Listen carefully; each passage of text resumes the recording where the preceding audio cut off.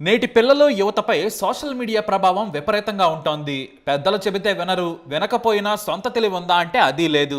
కేవలం ప్రేమలో ఉండడం గొప్ప అనుకుంటారు.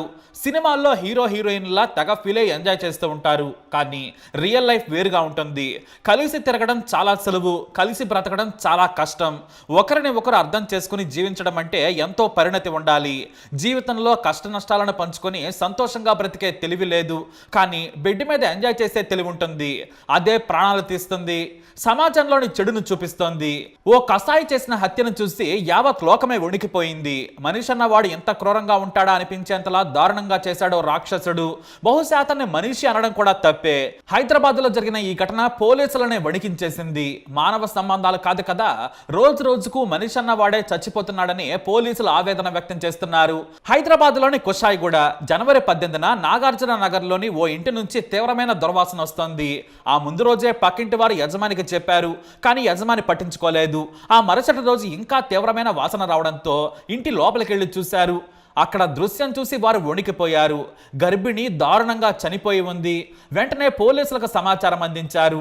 కుషాయి కూడా పోలీసులు వచ్చి చూసి షాక్ అయ్యారు. ఎందుకంటే చనిపోయిన యువతి కడుపులో నుంచి పిండం బయటకు వచ్చింది. గది మొత్తం తీవ్రమైన రక్తస్రావం.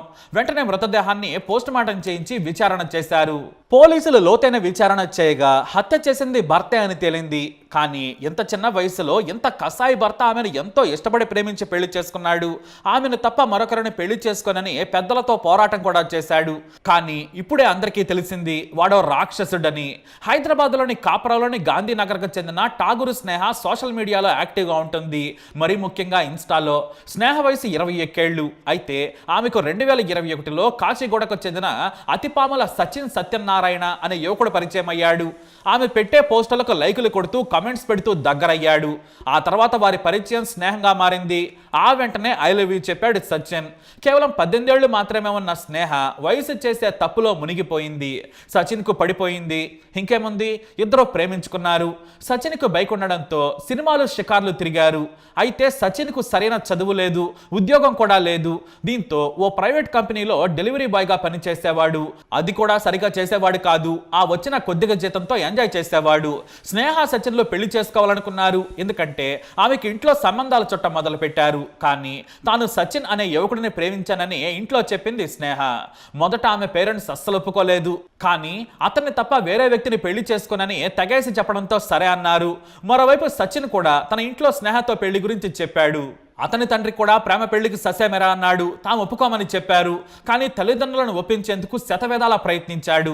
వాళ్ళు ఒప్పుకోలేదు. దీంతో తన తల్లిదండ్రులను ఎదిరించి 2022లో సచిన్ తన ప్రియురాలు స్నేహను పెళ్లి చేసుకున్నాడు. ఇద్దరూ కాపురం పెట్టారు. అయితే సచిన్ కు సరైన ఉద్యోగం లేదు. డెలివరీ బాయ్ ఉద్యోగం కూడా సరిగా చేసేవాడు కాదు. దీంతో ఇద్దరి మధ్య భేదాభిప్రాయాలు వచ్చాయి. ఈలోపు 2023లో సచిన్ స్నేహ దంపతులకు ఓ కొడుకు పుట్టాడు. తన కొడుకును కూడా సరిగా చూసుకునేవాడు కాదు సచిన్. భార్యాభర్తల మధ్య గొడవలు పెరిగాయి. కొడుకును పోషించలేక ఏకంగా అమ్మకానికి పెట్టాడు. ఈ విషయం తెలిసిన స్నేహ పోలీసులకు ఫిర్యాదు చేసింది. దీంతో పోలీసులు కేసు నమోదు చేశారు. ఆ తర్వాత పోలీసులు కొడుకు అమ్మకాన్ని అడ్డుకొని పిల్లాడిని తల్లికి అప్పగించారు. ఈ కేసు తర్వాత సచిన్ ప్రవర్తన మరింత వింతగా మారింది. మరేం జరిగిందో ఏమో తెలియదు కానీ సచిన్ కొడుకు చనిపోయాడు. అయితే అనారోగ్య కారణాల వల్ల చనిపోయాడని ఇప్పుడు పోలీసులు చెబుతున్నారు. కొడుకు చనిపోయిన తర్వాత స్నేహ సచిన్ మధ్య గొడవలు ఇంకా పెరిగాయి. నాటి నుంచి దూరంగా ఉండడం మొదలు పెట్టారు. ఇద్దరు దాదాపుగా విడిపోయారు. అలానే ఉంటే సరిపోయేదేమో. కానీ విధి ఆడిన వింత ఆటలో కొద్ది కాలానికి మళ్ళీ భార్యతో మాటలు కలిపాడు సచిన్. ఇక స్నేహకు కూడా ఆమె భర్తపై మనసు కలిగింది. ఇద్దరు రహస్యంగా కలుసుకునేవారు. శారీరకంగా ఇద్దరు కలుసుకుని ఎంజాయ్ చేసేవారు. ఆ సమయంలోనే ఆమె గర్భం దాల్చింది. దీంతో భార్యను తీసుకొని వచ్చి నాగార్జున నగర్లో కాపురం పెట్టాడు. అప్పుడప్పుడు డ్యూటీకి వెళ్ళొస్తుండేవాడు. కానీ భార్యపై సచిన్కు వేరే అనుమానం వచ్చేసింది. నేను నా భార్యతో కలిసిందే చాలా తక్కువ, ఇప్పుడు 7 నెలల గర్భిణీ కావడంపై అనుమానం పెంచుకున్నాడు. ఈ విషయంపై ఇద్దరి మధ్య మళ్లీ గొడవలు మొదలయ్యాయి. అయినా సరే అతను తన భార్య వేరే వ్యక్తితో అక్రమ బంధం పెట్టుకుందని అనుమానించాడు. స్నేహ గర్భంలో పెరుగుతున్న బిడ్డకు తాను తండ్రిని కాదని బలంగా నమ్మాడు. దీంతో చంపాలని సైకోలా మారిపోయాడు. జనవరి 16వ తేదీన ఉదయం 5:30 గంటలకు గాఢ నిద్రలో ఉన్న స్నేహ పొట్టపై కూర్చున్నాడు రాక్షసుడు. 7 నెలల గర్భిణి కావడంతో ఆమె నొప్పితో విలవిలలాడిపోయింది. ఆమె మీద కూర్చొని నోటిపై దిండు అదిమాడు. ఇక 60 కిలోల బరువున్న ఆ నీచుడు బలంగా నొక్కటంతో కడుపులోని పిండం బయటకొచ్చింది. నొప్పితో పాపం స్నేహ వెలవెలలాడిపోయింది. ఒకేసారి తీవ్రంగా రక్తస్రావం కావడంతో ఆమె చనిపోయింది. అయితే ఇక్కడ పిండం కూడా బయటకు వచ్చిన కాసేపటి వరకు ప్రాణంతోనే ఉందట. ఆ తర్వాత కొంతసేపటికి ఆ పిండం ప్రాణం విడిచిందట. ఇది ఆ రాక్షసుడు స్వయంగా చెప్పిన మాట. అలా తల్లి కడుపులో నుంచి బయటకు రాకముందే ఆ బిడ్డ చనిపోయింది. ఆ రాక్షసుడిని ప్రేమించినందుకు కసాయి చేతిలో చనిపోయింది.